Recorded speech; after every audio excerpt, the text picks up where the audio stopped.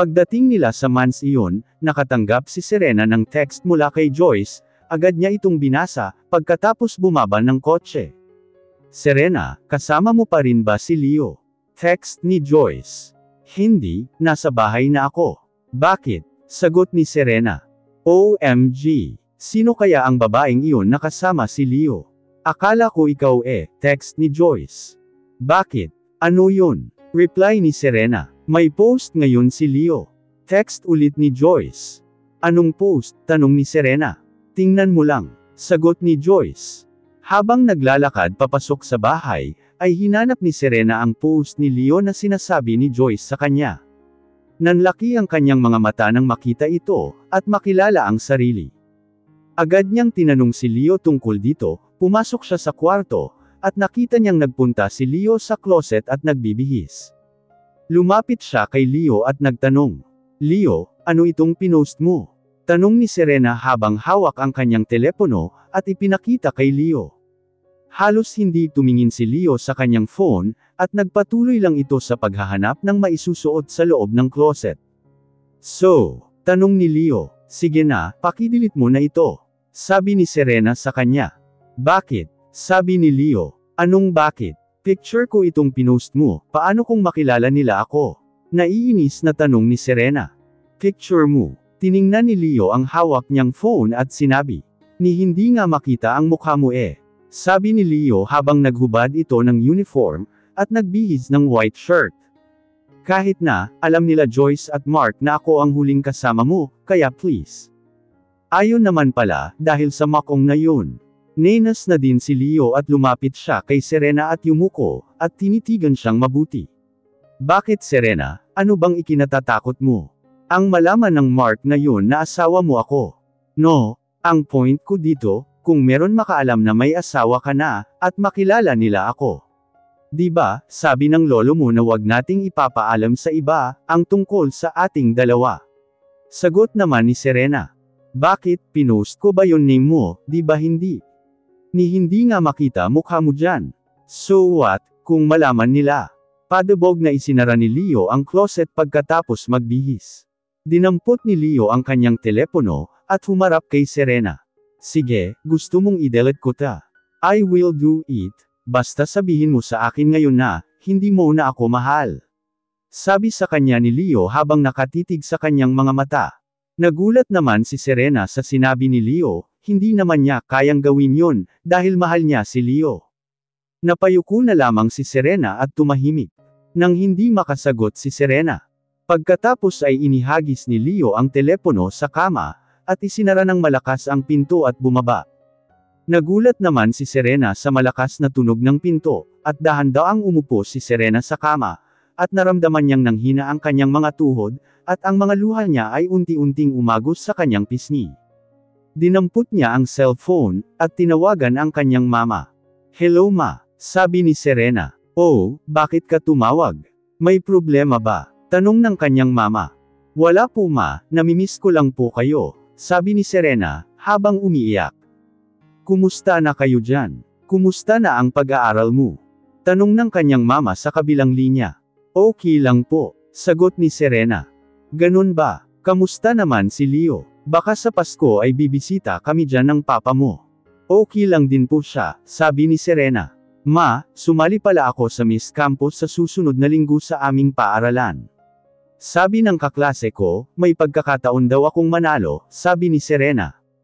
At talaga Serena, good luck. Galingan mo, sabi ng nanay niya. Opo, salamat po, sabi ni Serena at ngumiti siya ng bahagya. Galingan mo at lagi ka mag-ayos, para manalo ka. Oh, sige, may meeting pa ako. Lagi kayo mag-ingat dyan. Column ng kanyang mama. Okay po ma, mag-ingat din po kayo ni Papa, sabi ni Serena. Ikaw rin, mag-ingat, sabi ng kanyang mama. Okay po.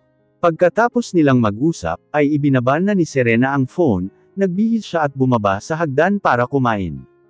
Sama-sama silang kumakain ng hapunan, samantalang binabaliwala siya ni Leo. Nagtaka ang lolo niya, dahil nahalata nito na hindi tumabi si Leo kay Serena sa lamesa. Serena, kumusta ang pag-aaral mo? Tanong ni Don Manuel. Okay lang po lolo, kakatapos lang namin ang aming pagsusulit, sabi ni Serena. Sabi ni Leo sumasali ka daw sa Miss Campos, kailan iyon? Tanong ni Don Manuel. Opo, ang pagboto ay magsisimula sa Lunes, at sa Biyernes ang magiging huling paligsahan. Ipinaliwanag ni Serena. Ganun ba? Well, good luck. Kung kailangan mo ng maisusuot o kailangan na anumang bagay, sabihin mo lang sa akin. Kailangan mo ba ng gown? Tanong ng lolo nila. Hindi ko po alam, kung talagang kailangan, sabi ni Serena, Leo. Bumaling siya kay Leo. Kailangan. Maikling sagot ni Leo, habang patuloy sa pagkain, na hindi tinitingnan man lang si Serena. Ganun ba? Kailangan mong bumili para kay Serena, sabi ng lolo niya. Opo lolo, sabi ni Leo. Okay, dapat kang bumili ng magandang gown, para kay Serena, sabi niya.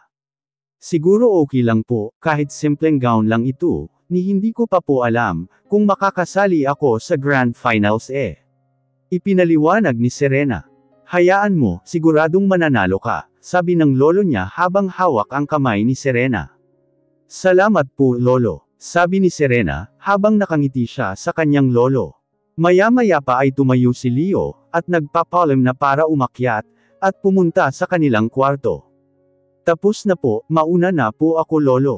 Sabi ni Leo at umakyat na ito sa kwarto. Nang akyatin ni Leo ang hagdan, pinag-usapan nila ang tungkol kay Leo. Nag-away ba kayo? Tanong ng lolo niya, at tumango si Serena.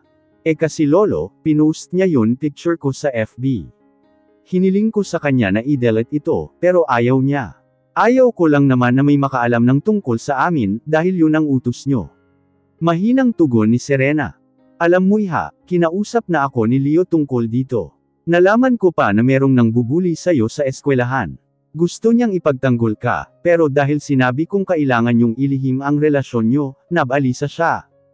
Humingang malalim ang kanyang lolo, bago muling nagsalita. Kung may nakakaalam tungkol dito, ayos lang iyon. Hindi ako magagalit sa inyo.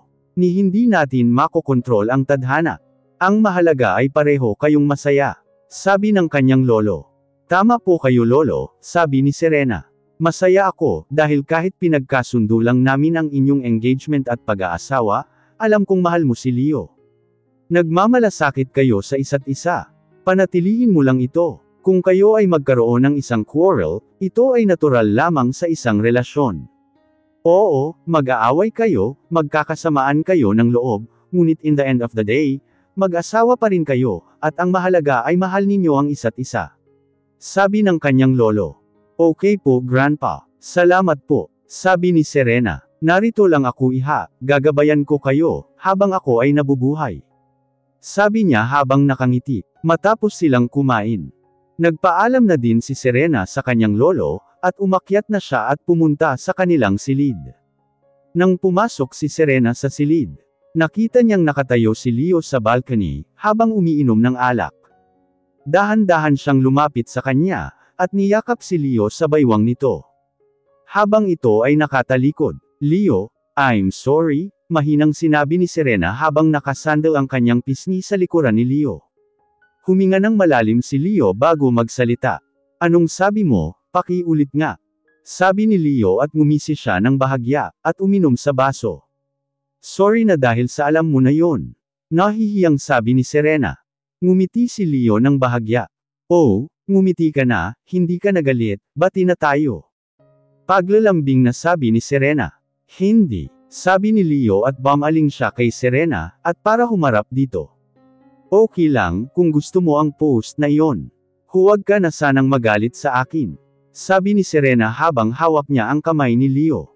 Okay, pero sa isang kondisyon. Sabi ni Leo, kondisyon. Anong kondisyon? Tanong ni Serena. Gusto kong sumigaw ka sa rooftop ng school, at sabihin, mahal mo ako, ng 10 times, at tiyakin mong dapat kong marinig ito.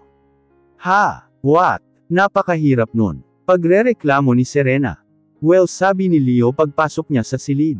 Wait Leo, may iba pa bang paraan? Tanong ni Serena na sumunod din sa kama. Dumapa naman si Leo sa kama at pumikit, habang nagsasalita. Kung ganun mag-post ka rin sa FB at sabihin mo na mahal mo ako. Ha, hindi rin yan madali Napakamot naman si Serena. Kaya, mamili ka na lang, isa o dalawa. Sabi ni Leo at pumikit na siya ng tuluyan at natulog. Leo, may iba pa ba? Sabi ni Serena. Ngunit hindi siya pinansin ni Leo, at natulog na ito. Inisip ni Serena kung ano ang pipiliin niya. Madaling mag-post pero malalaman nila na ako ang babaeng kasama ni Leo. Habang sa rooftop naman, hindi nila malalaman kung sino ako, dahil napakalayo nito mula sa baba, pero kailangan ko ng megaphone para marinig niya ako. Naiinis na sinabi ni Serena. Nako, siguradong napakaraming tao roon sa Lunes, nakakahiya rin. Nakatulog na lang si Serena sa kakaisip ng mga pwede niyang gawin, para hindi na magtampo sa kanya si Leo. Dumating ang araw ng Lunes. Paggising niya, agad na tumayo si Serena. Hindi siya mapakali, napansin ito ni Leo na kanina pa siya palakad-lakad. Hinawakan siya ni Leo sa braso at tinanong siya. Ano ang ginagawa mo? Bakit pabalik-balik ka sa CR, masakit ba ang tiyan mo? Tanong ni Leo sa kanya. Hindi, umiling si Serena. Kinakabahan lang ako, sagot ni Serena. Oh, akala ko kung ano na, sabi ni Leo kay Serena at binitawan siya nito, at nagsuot ito ng sapatos. Pagkatapos nila maghanda at magbihis, tinanong siya ni Leo. Tapos ka na ba? Sabi ni Leo. Yup, sabi ni Serena. Okay, let's go. Yaya ni Leo sa kanya. Pagkatapos ay nagpaalam na sila sa kanilang lolo, at sumakay sila sa kotse. May dalang malaking paper bag si Serena, dahil plano ni Serena na gawin ang gusto ni Leo mamaya, pagpasok niya sa eskwela. Pagpasok nila sa school, agad siyang pumunta sa kanyang locker room, para ilagay muna niya ang dalang paper bag na may lamang megaphone, at dagdag na damit at iba pang balat kayong mga bagay. Huminga siya ng malalim nang maisara niya ang locker. Nang magsimula ang kaganapan, lahat ng guro at estudyante, ay nagtipon-tipon sa open field, para sa open ceremony. Pagkatapos ay nagsimula ang paligsahan. Isinuot ni Serena ang damit na ibinibigay sa kanya ni Leo. Ang kanyang hairstyle ay simple lang, si Joyce lamang ang nag-braided ng kanyang buhok, at ang friend nitong gay ang gumawa para sa kanyang makeup. Binigyan siya ni Leo ng isang puting dress, na may disenyo sa gilid, at 1 pulgada sa itaas ng tuhod ang haba, at hindi ito masyadong maikli ng kanya itong isinuot. Nang ipakilala siya ng host bilang football team muse, pumanik siya sa entablado, at maraming humanga sa kanyang kagandahan. Nagsalita siya sa microphone. Bumati siya sa mga nanonood at humingi ng tulong para sa pagboto sa kanya bilang Miss Campus. Samantalang si Joyce naman, ay isa sa nagbibigay ng papel o balota para kay Serena. Pagkatapos ay nagpasalamat siya, at agad siyang tinulungan at inalalayan ni Leo sa entablado para bumaba. Nagsimula na ang football game. Marami ang nanunod ng laro, at ibang estudyanteng dumayo mula sa ibang school, dahil taga-ibang school din ang kanilang makakalaban. Sa first round, ang kalaban ang nakalamang ng 3 puntos. Gayunman, agad silang humabol sa second round, habang unti-unti na silang makalamang ng puntos. Maraming mag-aaral ang nag-cheers para kay Leo, at para sa kanilang mga koponan. Samantala, kinabahan si Serena ng mga sandaling iyon, dahil balak niyang gawin ang planong pag-akyat sa rooftop sa huling round, at pagkatapos ng laro nila Leo. Sa tuwing break time ay tumitingin si Leo sa kanya, napansin naman ito ni Juice at biniro siya. Uy, tumitingin na naman sa'yo si Leo oh. Pagbibiro ni Joyce kay Serena. Hindi naman ito pinansin ni Serena, at sa iba siya tumingin. Sa pagdaan ng oras, dumating ang last round ng game. Kaya naman, nagpa siya si Serena na gumawa ng kanyang plano, para makapunta sa rooftop ng mag-isa, at walang nakakapansin sa kanya. Bumaling siya kay Joyce at tinanong niya ito, kung gusto ng inumin. Joyce, nauuhaw ka ba? Ibibili kita ng inumin, sabi ni Serena kay Joyce. Ha, okay lang, sagot naman ni Joyce. Sige na, ibibili na kita. Kanina ka pa namimigay ng balota, siguradong pagod ka na, sabi ni Serena. Okay, sige. Sumang-ayon naman si Joyce. Pagkatapos ay nagmadaling pumunta si Serena sa kantin, at bumili ng soft drinks. Pagkatapos ay tumakbo siya papunta sa locker room. Inilagay niya muna ang dalang soft drink sa loob ng locker room. Pagkatapos ay kinuha niya ang paper bag na may lamang damit at megaphone. Nagsusuot si Serena ng isa pang damit, nagsusuot siya ng jacket at nagsuot ng balabal sa kanyang ulo, para na din matakpan ang kanyang mukha. Dinampot niya ang paper bag na may megaphone, at dumiretso sa rooftop. Mabuti na lang at walang tao doon nang siya'y umakyat. Tamang-tama ang pagdating niya, dahil natapos na ang laro nila Leo, at sila ang nanalo. Habang nagkakatipon ang mga manlalaro sa ibaba, ay unti-unting pumunta si Serena sa gilid ng rooftop. Kaya kong gawin ito, magagawa ko ito. Huminga ng malalim si Serena bago magsalita. Binuksan niya ang megaphone. Nang makita niya ang kaguluhan ng mga tao sa kanilang tagumpay, siya ay nagsalita. Leo, naririnig mo ba ako? Sumigaw si Serena at kumaway siya kay Leo. Bumaling ang lahat kay Serena nang marinig siya mula sa rooftop, at tumangala ang lahat sa kanyang kinaroroonan. Hindi nila maaninag ang kanyang mukha, dahil sa sobrang layo nito at medyo maaraw na din. Subalit si Leo ay kilala kung sino ito. Leo, makinig ka sa kung ano ang sasabihin ko. I love you Leo. I love you. Nakangiti naman si Leo habang nakatingin kay Serena, samantalang ang iba ay nagulat sa lakas ng loob ng babae, sa pagsasabi ng kanyang nararamdaman para kay Leo. Leo, I love you. Huling sigaw ni Serena. I love you too. Sumigaw din naman si Leo ng malakas, habang ang kanyang kamay ay nakapalibot sa kanyang bibig. Nagulat ang lahat ng sagutin ito ni Leo. At pagkatapos ay kumaway ng masaya si Serena mula sa rooftop, at sumagot din ng kaway si Leo sa kanya. Masayang-masaya si Leo sa nagawa ni Serena para sa kanya, hindi niya maipaliwanag ang kabang nararamdaman, dahil sa mabilis na tibok ng kanyang puso. Pagkatapos ay agad tumakbo si Serena sa locker, at ibinalik ang dati niyang kasuotan, at dinala ang inumin na binili niya kanina.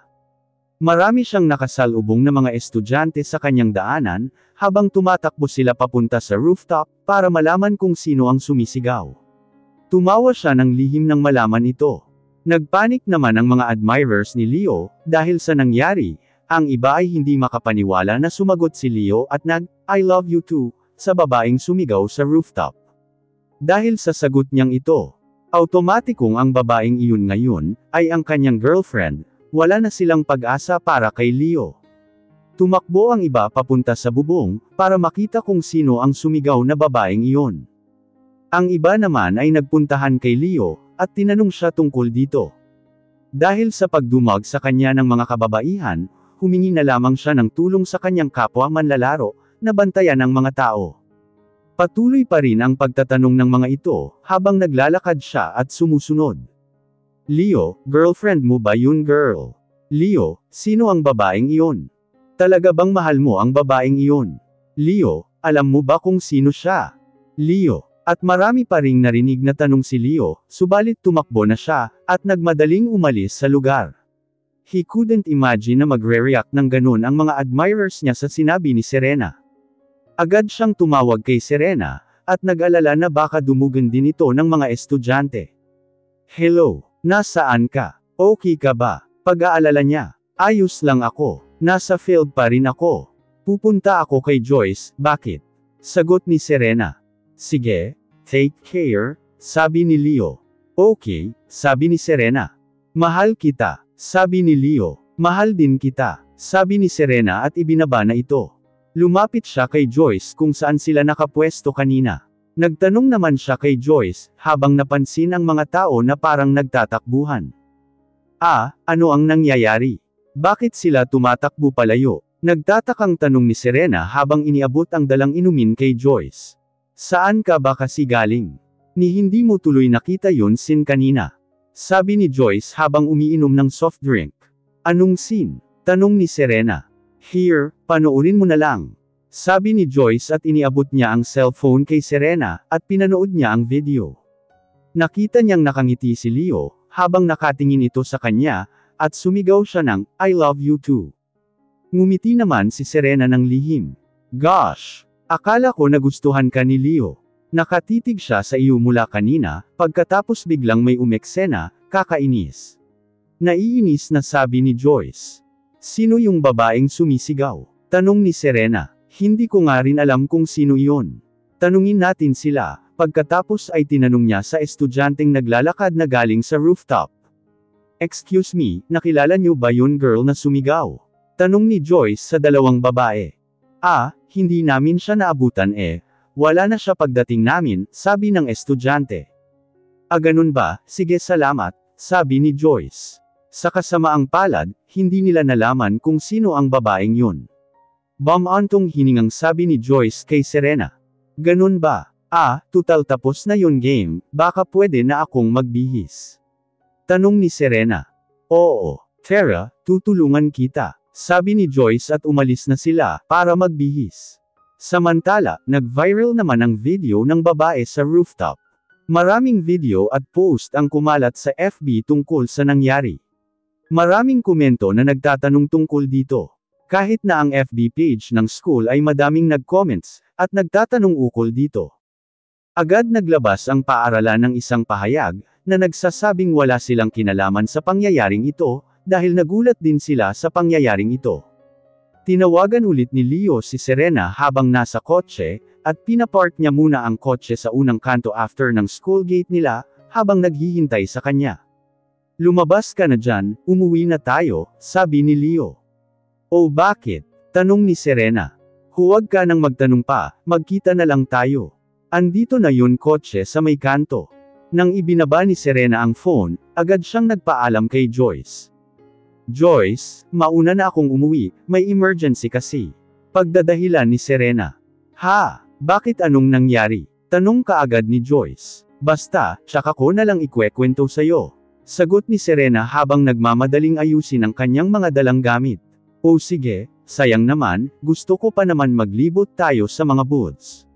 Nakasimangot na sabi ni Joyce, habang humawak sa braso niya. Hayaan mo, may bukas pa naman Pagkatapos ay nakangiting nagpaalam si Serena kay Joyce. Okay, sige bye. Okay, ingat ka ha. Sabi ni Joyce sa kanya.